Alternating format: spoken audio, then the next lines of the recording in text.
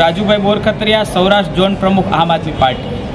આજરોજ બોટાદના જે ગઢડા તાલુકાના સખપર તાલુકા પંચાયતના જીતેલા અમારા સદસ્ય ભાઈ શ્રી પ્રવીણભાઈ મકવાણા ઉપર ગત રોજ જે જાનલેવા હુમલો થયો એ ખૂબ ગંભીર બાબત છે। ત્યારે આજે મેં હોસ્પિટલે એમની મુલાકાત લીધી છે। એમના બંને પગની અંદર ખૂબ મેજર ઓપરેશન આવ્યા છે।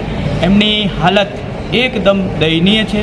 આવી પરિસ્થિતિની અંદર જ્યારે પોલીસે પોતાનું સારું કામ કર્યું છે ત્યારે એમને હું પ્રશંસા કરું છું। પણ એક વિશેષ વાત મારે એ કહેવી છે કે પોલીસ તંત્ર હજુ પણ જે કોઈ પણ લોકો ફરાર છે એ લોકોને વહેલી તકે એમને અટક કરી અને એમની સાથે જે કંઈ પણ કાયદેસરની કાર્યવાહી થતી હોય, કોર્ટની જે કાર્યવાહી થતી હોય, કાનૂની પ્રક્રિયા છે એમાં ધ્યાન આપે। આજની અમારા તમામ આમ આદમી પાર્ટીના જે તાલુકાનું સંગઠન, જિલ્લાનું સંગઠન અને પ્રદેશ લેવલની તમામ લોકો પ્રવીણભાઈ મકવાણાની સાથે છે।